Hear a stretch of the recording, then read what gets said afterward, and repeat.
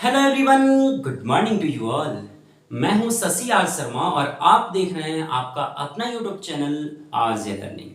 दोस्तों, इस वीडियो में देखेंगे क्लास 10th ट्रिग्नोमेट्री का एक और इंपॉर्टेंट क्वेश्चन।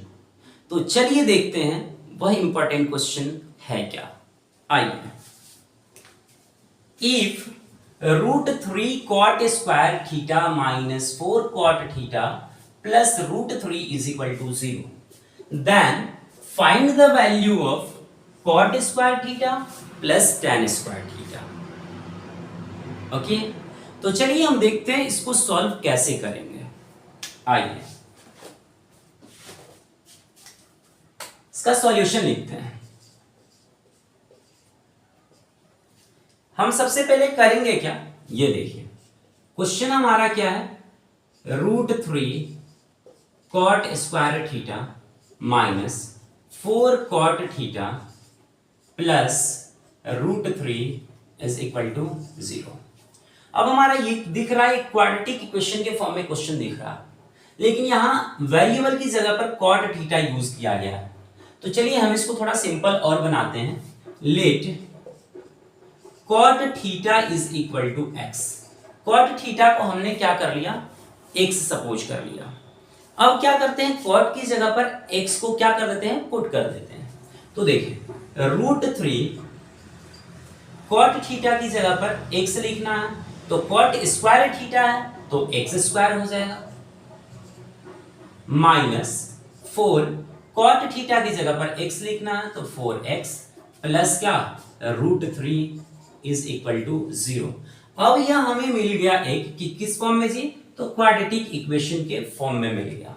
अब क्वाड्रेटिक इक्वेशन का फैक्टराइजेशन हमें तो करने आता है, चलिए हम करते हैं फैक्टराइजेशन। इस √3 का मल्टीप्लाई करेंगे √3 के साथ, तो क्या होगा, √3 का मल्टीप्लाई, अगर जो हम √3 का मल्टीप्लाई करते हैं √3 के साथ तो हमें मिलेगा क्या, 3, और 3 का हमें फैक्टर लिखना है, तो 3 का फैक्टर हम क्या करेंगे, 3 इंटू 1 लेंगे, तो 3 और 1 4।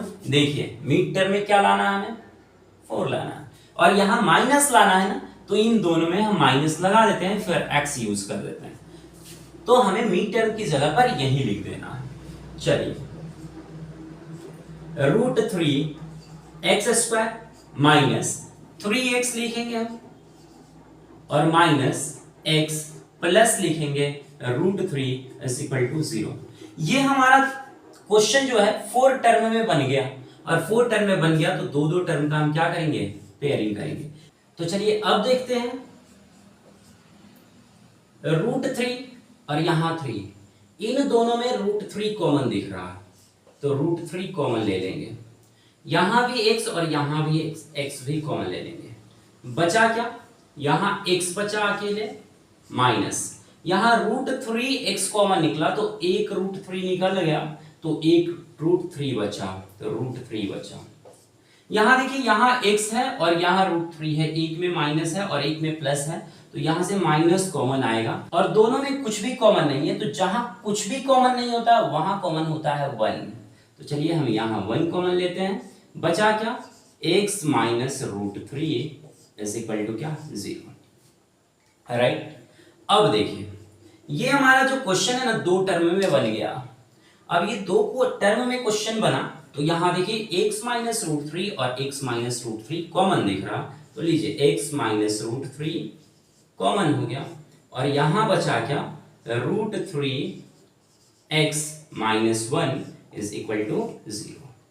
अब ये दोनों ही फैक्टर अलग अलग 0 के इक्वल होंगे, तो चलिए अब हम लिखते हैं x minus √3 is equal to 0, then x is equal to क्या, √3। अब आप यहां हमें बताइए, x इज इक्वल टू हमने क्या इमेजिन किया है, क्या सपोज किया है, तो x is equal to cot theta. Okay, तो यहां देखिए x की जगह पर हम रखेंगे क्या, cot थीटा, तो यहां देखिए cot theta is equal to क्या, √3। अब देखेंगे x इज इक्वल टू हमने क्या इमेजिन किया है, x is equal to cot theta is equal to x।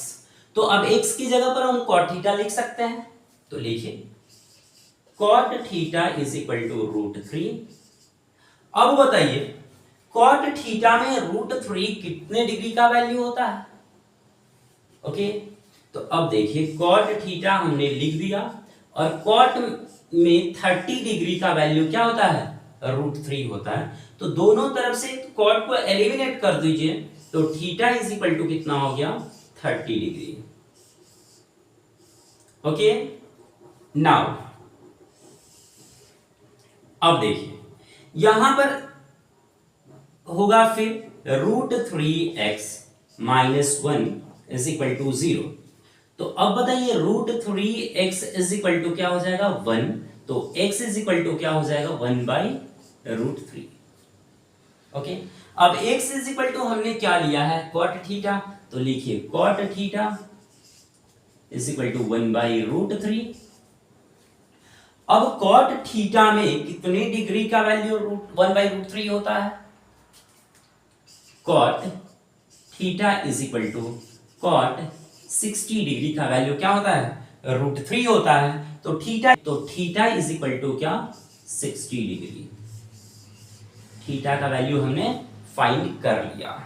Okay, तो अब चलिए हम लोग क्या करते हैं, cot square theta plus tan square theta का वैल्यू फाइंड करते हैं। लेकिन इससे पहले आपको पता है कि थीटा की वैल्यू हमारे पास क्या है? 30 डिग्री भी है और थीटा का वैल्यू क्या है जी? 60 डिग्री भी है। तो इन दोनों वैल्यूज पे हमें क्या करने होंगे? Cot square theta plus tan square theta की वैल्यू फाइंड करने होंगे। तो चलिए हम सबसे पहले theta is equal to 30 degree लेते हैं। If theta is equal to 30 degree, then यहां लिखेंगे cot square theta plus tan square theta is equal to क्या लिखेंगे? थीटा की जगह पर 30 डिग्री लिखेंगे। यहां लिखिए cot square 30 degree plus tan square 30 degree.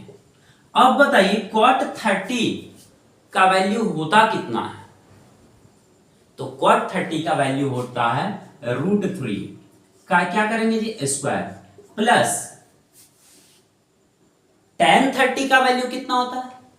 1/√3। तो हम लिखेंगे 1/√3 का क्या? स्क्वायर। ओके, अब देखिए √3 का स्क्वायर मतलब क्या? 3 प्लस 1/√3 का स्क्वायर, तो 1 का स्क्वायर 1/√3 का स्क्वायर 3। अब क्या हो गया हमारे पास? इसको ऐड कर देते हैं। 3 3 जा 9 और 1 10, तो 10/3। ये हमारा एक आंसर हो गया। अगर जो हमने क्या किया, थीटा का वैल्यू 30 लिया, then cot square 30 plus tan square 30 is equal to क्या? 10/3। ओके, दूसरा क्या है? If theta is equal to 60 degree, then क्या फाइंड करना है जी? हमें फाइंड करना है इसकी वैल्यू। तो हम लिखेंगे यहां पर cot square theta plus tan square theta is equal to cot square 60 degree plus tan square 60 degree. अब बताइए कॉट 60 का वैल्यू कितना होता है? तो कॉट 60 का वैल्यू होता है 1/√3। तो 1/√3 का स्क्वायर प्लस tan 60 का वैल्यू क्या होता है? तो √3 होता है, √3 का स्क्वायर। उसके बाद अब बताइए 1/√3, 1 का स्क्वायर 1/√3 का स्क्वायर 3 प्लस √3 का स्क्वायर कितना? 3। तो अब इसको ऐड करेंगे, 3 3 जा 9 और 1 10/3। हमारा जो आंसर हुआ 10/3। चाहे तो थीटा का वैल्यू क्या हो? 30 डिग्री हो या थीटा का वैल्यू क्या हो? 60 डिग्री हो, हमारा जो वैल्यू आएगा cot square theta plus tan square theta is equal to 10/3।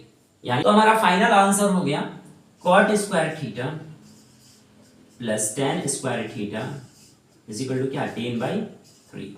यही हमारा क्या होगा? आंसर होगा। Is that clear? मुझे उम्मीद है ये क्वेश्चन आपको बहुत अच्छे तरीके से समझ आया होगा। तो इस वीडियो में बस इतना ही, मिलते हैं नेक्स्ट वीडियो में, तब तक के लिए bye, have a nice day, thank you.